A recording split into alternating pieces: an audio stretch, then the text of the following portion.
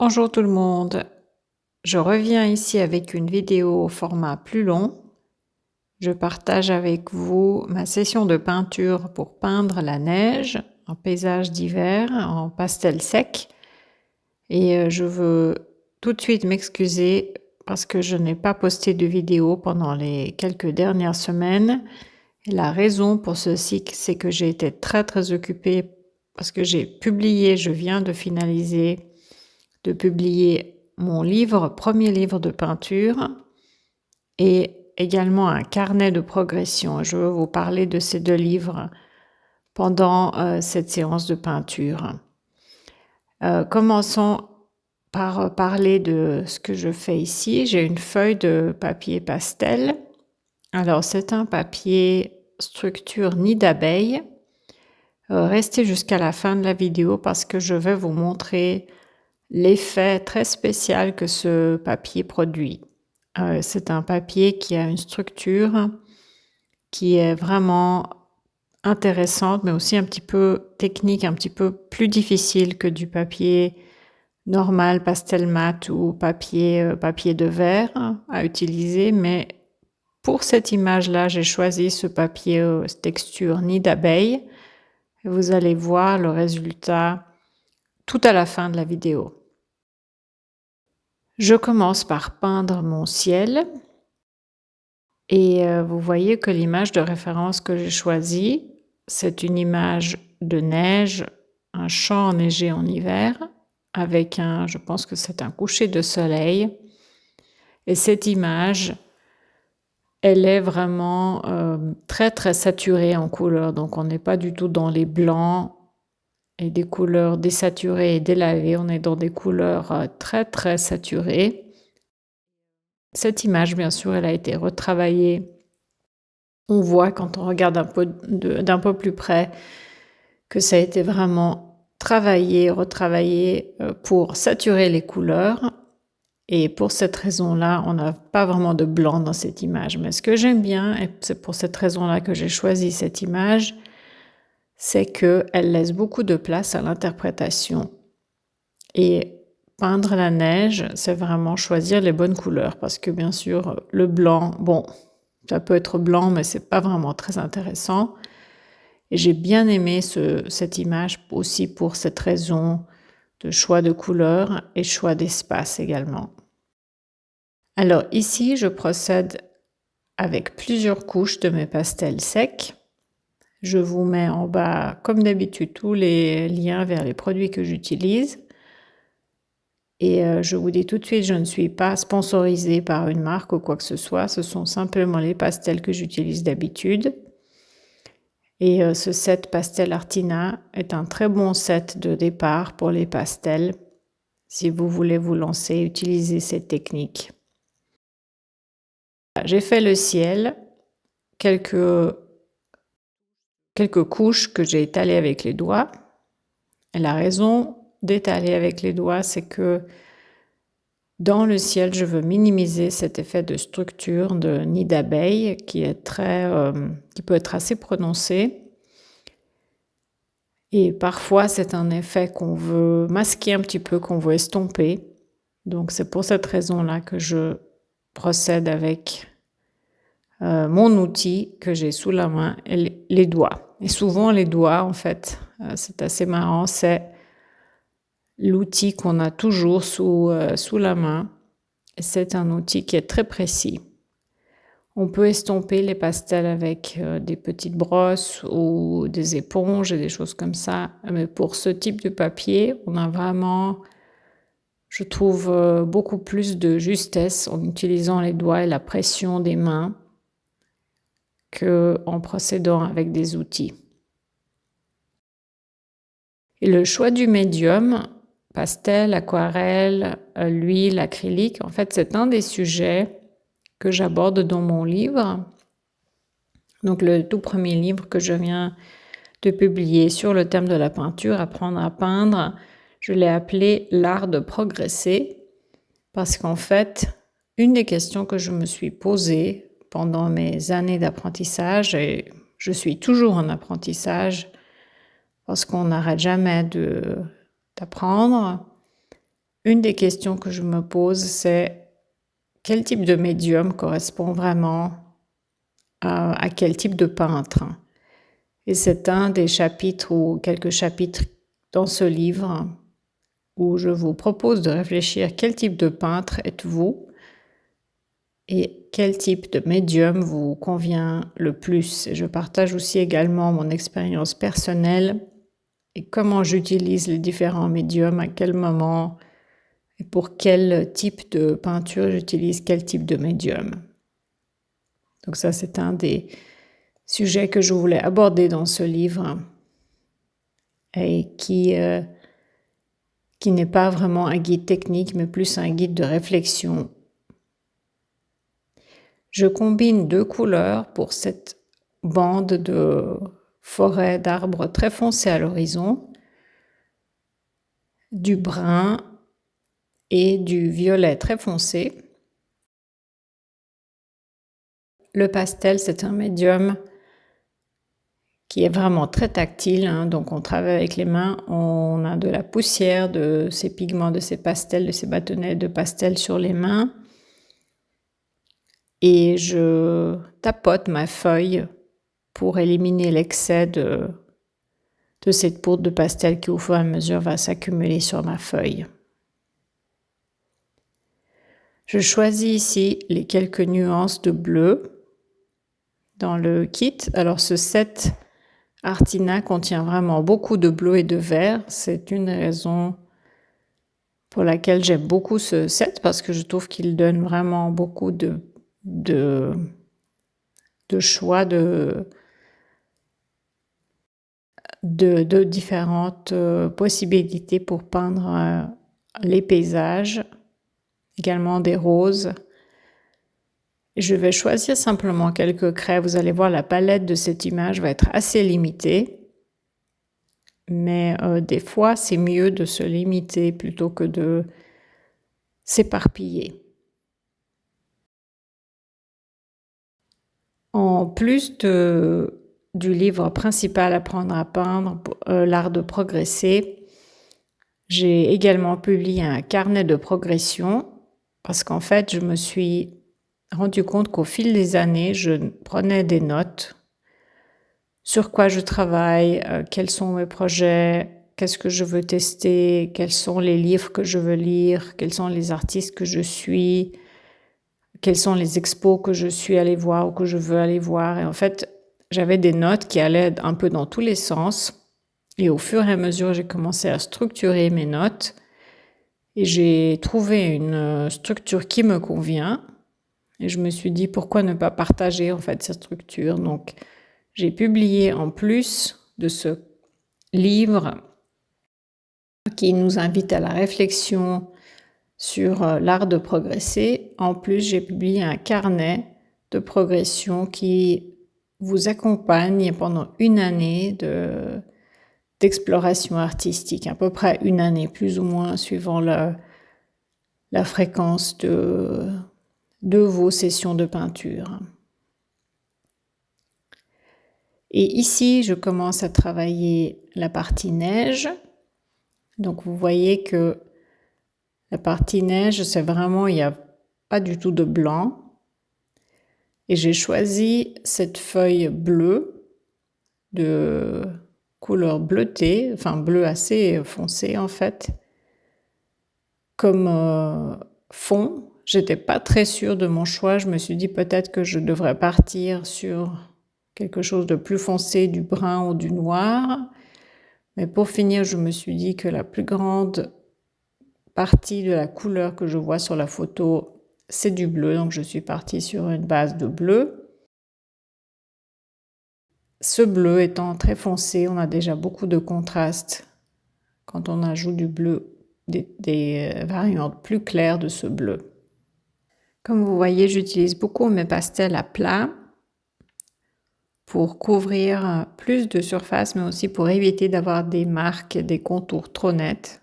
Donc c'est une des façons de couvrir, de peindre, recouvrir cet espace. et j'observe la photo pour créer ce sens de direction. Donc ce sont ces lignes sur la neige. Simplement, ça va nous permettre de donner une sensation de perspective, un sens de perspective à cette image. Et vous voyez déjà très peu de contenu sur ma feuille, mais ça commence à ressembler à un paysage. Quand on avait juste le ciel au début, c'était un peu bizarre d'avoir juste le haut. Maintenant, avec le bas, ça commence à ressembler à quelque chose. Et j'avais vraiment envie de peindre pendant cette session de peinture. J'ai pris vraiment beaucoup de plaisir. Je sais que ce n'est que une demi-heure. Je n'ai pas accéléré cette session. C'est vraiment 30 minutes de peinture. Et je n'avais en fait que 30 minutes. Et c'est une des choses que je veux souligner, que je souligne dans mon livre, c'est qu'on n'a pas besoin d'avoir 4 heures ou 6 heures ou 8 heures de temps devant nous pour peindre, pour apprendre à peindre et pour progresser dans la peinture. Souvent, en fait, des petites sessions, c'est quelque chose qui est tout à fait suffisant. Et même les peintres professionnels n'ont pas 8 heures non-stop devant eux pour travailler sur leur art. Ils ont souvent des tranches de temps bien définies et d'autres choses, et des occupations et des préoccupations pendant la journée. Je pense que c'est un petit peu un mythe de penser que pour peindre, on a besoin de 4 heures, 6 heures devant soi. Moi, je n'avais que 30 minutes et j'avais vraiment envie de peindre cette image et bien sûr de partager ça avec vous, mais j'avais vraiment cette envie en moi de me mettre devant cette feuille de papier et de passer du temps. C'est un processus aussi très méditatif.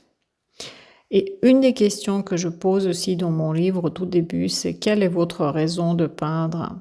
Je trouve que passer un petit peu de temps à réfléchir à cette question et trouver les réponses, pourquoi est-ce qu'on peint? C'est vraiment très important. On a chacun plusieurs raisons et toutes les raisons sont valables de peindre. Mais je pense que trouver vraiment votre réponse à cette question, et peut-être qu'il y a même plusieurs raisons pour peindre, mais trouver ces réponses, ou cette réponse, c'est vraiment très important pour rester motivé sur la durée.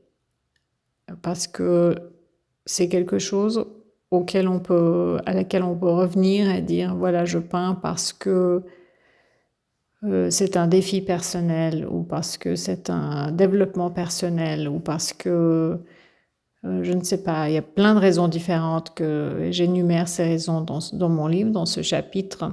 En fait, pourquoi peignez-vous? J'ai aussi des petits exercices pratiques que je propose, des exercices de réflexion pour en fait explorer certains sujets et comprendre pourquoi est-ce qu'on peint. J'estompe ici un petit peu cette poudre de pastel pour remplir ces espaces. Parce que cette structure de nid d'abeille, si on ne l'étale pas, ça reste vraiment très structuré. Vous voyez, il y a beaucoup de sous-fond, donc on voit cette sous-couche de papier bleu foncé, ce qui peut être bien, mais ce qui n'est pas toujours désirable. Et donc je choisis à quelques endroits de vraiment passer avec mes doigts et d'étaler cette couche de pastel pour donner quelque chose d'un peu plus uni. Et les pastels, je parle aussi dans mon livre des pastels secs comme un médium qui est très en fait tactile, qui est très, je dirais, basique, mais dans le sens qu'il y a vraiment que le pigment, ce bâtonnet de pigment et vos mains. Il n'y a pas d'intermédiaire, il n'y a pas de pinceau, il n'y a pas de solvant, il n'y a pas d'eau. Enfin, on peut bien sûr liquéfier les pastels, mais en général, c'est vraiment le pigment et vos mains. Et donc, ça peut être un médium qui est excellent pour quelqu'un qui est plus en retrait et qui est moins tactile en ce qui concerne la peinture. Et je pense que si vous n'avez jamais peint avec des pastels et que vous avez toujours peint ou dessiné avec des pinceaux et des crayons et des feutres, essayez cette technique de peindre vraiment avec les mains. C'est quelque chose qui va vous donner une expérience absolument différente et qui va vous ouvrir des portes que vous n'avez pas encore ouvertes auparavant. Donc je parle de ça dans mon livre en disant simplement quel type de peintre êtes-vous? Est-ce que vous êtes spontané? Est-ce que vous êtes quelqu'un qui veut tout contrôler? Est-ce que vous êtes quelqu'un qui a beaucoup de peine à démarrer? Ou au contraire, est-ce que vous êtes super enthousiaste et vous démarrez mais vous vous essoufflez sur la durée? Eh bien, selon le type de peintre que vous êtes, essayez peut-être un médium ou différents médiums pour compenser ce que vous avez ou au contraire, peut-être qu'il y a vraiment quelque chose qui est un complément idéal à votre tempérament de peintre. On parle bien ou alors de type de peintre, tempérament personnel ou type de peintre. Et je sais que quand on commence à peindre, on est souvent attiré vers un médium parce qu'on admire le travail de certains artistes ou c'est ce qu'on a sous la main ou c'est ce qu'on voit d'autres gens faire. Mais je me pose vraiment la question, est-ce qu'on sait vraiment au début que c'est le bon choix à faire? En tout cas, moi, je sais que j'ai vraiment des préférences multiples. En tout cas, je change de médium suivant mon humeur et ce que je veux faire et suivant vraiment le résultat que je veux obtenir. Je vous invite à cette réflexion dans ce livre et c'est un des chapitres ou plusieurs chapitres où je parle de les différences entre les médiums, comment choisir, quels sont vraiment les critères, quelles sont vraiment les différences entre les médiums et quels sont les types de personnalités dans la peinture, dans le monde artistique et comment ces différents médiums peuvent vous accompagner et comment les choisir.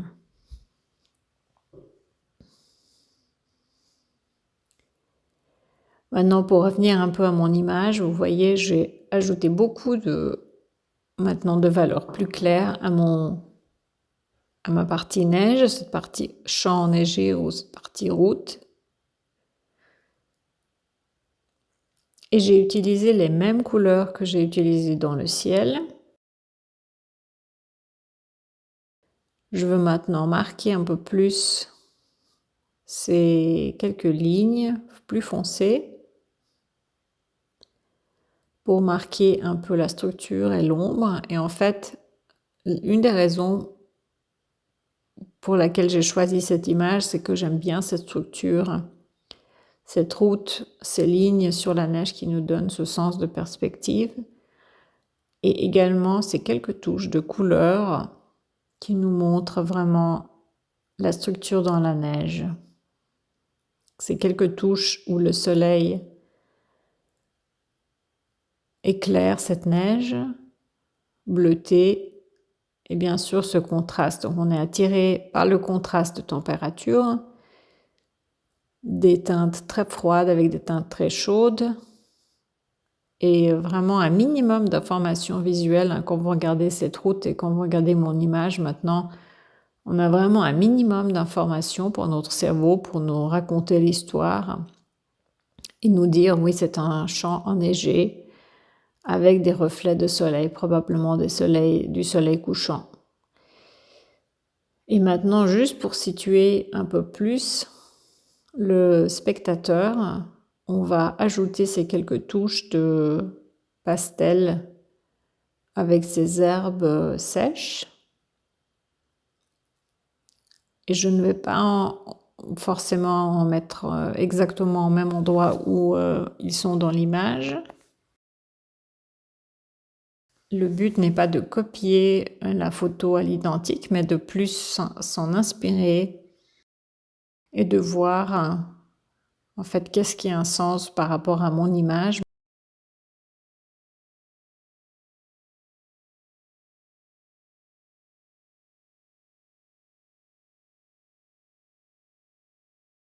Donc toujours faire des choix quand on a une photo et de décider comment placer ces éléments. Ce sont vraiment des éléments très graphiques, ces herbes verticales. Et vous voyez, je procède vraiment avec des traits très rapides, très grossiers, juste pour marquer. Voilà, il y a quelques brins d'herbe qui jaillissent par-ci par-là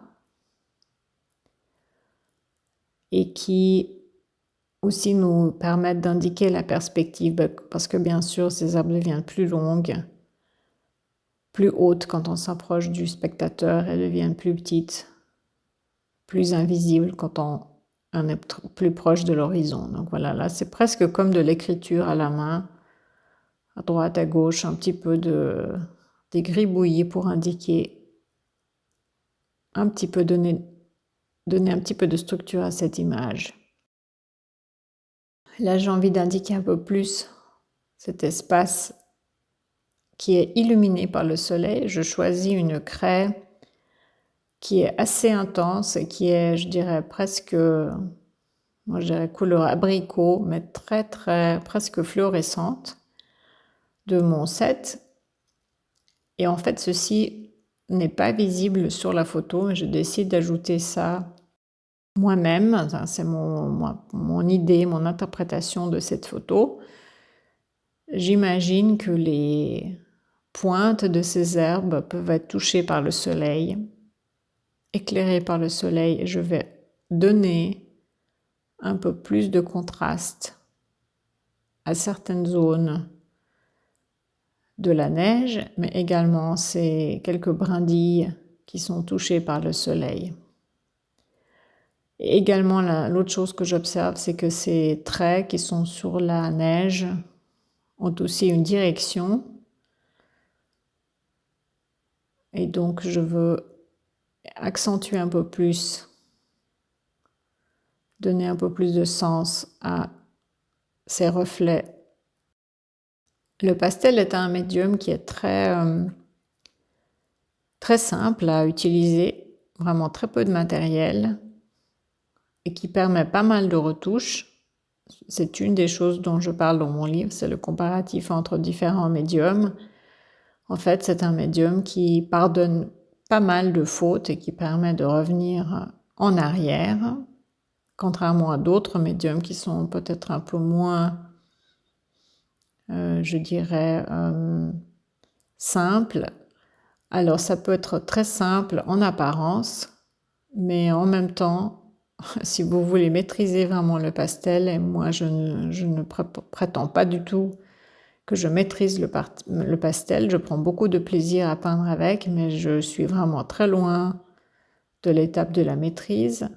Je suis toujours en train d'apprendre, mais en même temps, c'est un médium qui est excellent pour faire des choses rapides, spontanées, et simplement essayer, interpréter différentes images sur différents supports, différents types de papier, et expérimenter. Je décide d'ajouter un peu plus de ce rose qui est un peu plus froid pour donner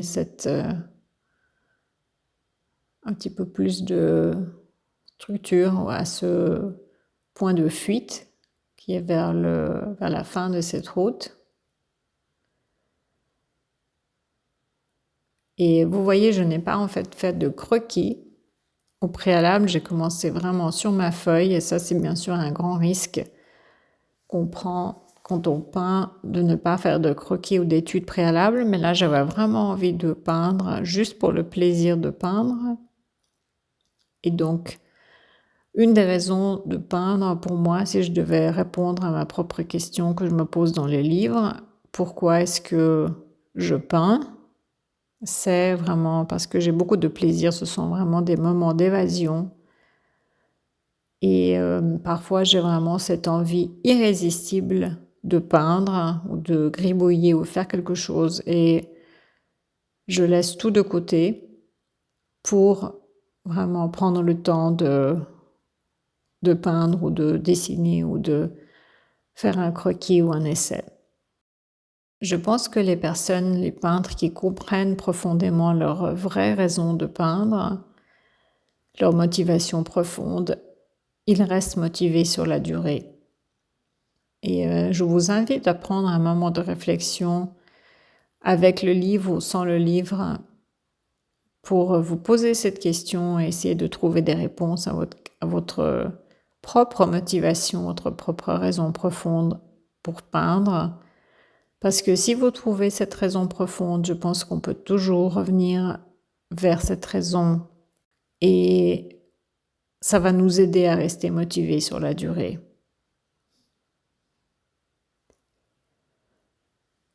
Et pour moi, comme j'ai dit, une des raisons, c'est vraiment ce plaisir que j'ai à peindre, à revenir et à... Tout à coup, je trouve une photo qui m'inspire. Ça me démange. C'est vraiment la meilleure façon d'expliquer mon état. Ça me démange. Je dois venir et peindre. Et tout le reste peut attendre. Tout le reste peut être laissé de côté. J'aimerais bien lire vos commentaires. Quelle est votre raison de peindre? Quelle est votre motivation principale? Il y en a plein d'autres. Elles sont toutes valables, mais j'aimerais bien lire vos commentaires si vous voulez partager avec moi pourquoi vous peignez et qu'est-ce que ça vous apporte. Je décide maintenant de modifier un tout petit peu cette structure en avant-plan parce que je me rends compte que cette neige, en fait, elle a un petit peu bougé avec le vent. Et ce sont des lignes qui ne sont pas vraiment droites, ce sont des lignes qui sont cassées. Et moi, j'ai plutôt des lignes droites ici, surtout en avant-plan. Donc, j'interviens avec cette craie bleue et je casse un peu ces lignes qui sont un peu trop droites à mon goût. Et ce qui se passe quand on passe avec une craie d'une autre couleur par-dessus, c'est que d'un côté, on déplace le pigment, on a une impression de mouvement, mais de l'autre côté, on mélange les teintes. Et donc, c'est exactement ce que je veux faire ici. Je veux créer cet effet de mouvement et de déplacement de la neige. Donc, j'introduis des parties ombres, j'introduis des parties un petit peu plus cassées, un petit peu plus mouvementées, plutôt que d'avoir des lignes droites qui ne sont pas naturelles pour ce type d'image.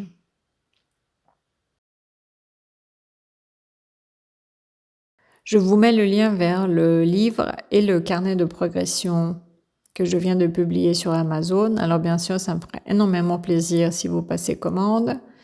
C'est un projet qui me tient à cœur et je suis en train de travailler déjà sur la prochain volume de cette série, Apprendre à peindre. Je vous en parle plus en détail dans la prochaine vidéo. Mais pour l'instant, sachez juste que ça me ferait énormément plaisir si vous me soutenez, si vous passez commande et bien sûr si vous me laissez une revue et un commentaire sur Amazon ou sur YouTube ou bien sûr dans mon groupe Facebook. Et je vous souhaite beaucoup de plaisir à peindre de la neige, cette image-là ou une autre image. Parce que, en tout cas, maintenant chez nous, on a un petit peu de neige et on en profite pour peindre les paysages d'hiver. Donc on n'est pas obligé d'utiliser du blanc comme vous voyez ici, pas de blanc du tout, mais vraiment des couleurs assez saturées, assez vives pour transmettre cette idée de neige et de soleil couchant. Je vous montre maintenant le résultat final de plus près pour vous montrer cet effet papier nid d'abeille. Vous voyez, c'est très chouette l'effet sur les arbres, sur les brindilles. Donc ce n'est pas vraiment du papier plat. C'est très différent du papier pastel mat ou papier de verre. J'espère que ça vous a aidé, j'espère que ça vous a inspiré à peindre, peu importe le médium que vous utilisez, aquarelle, pastel, huile, acrylique. Merci de m'avoir suivi. À très bientôt. Au revoir.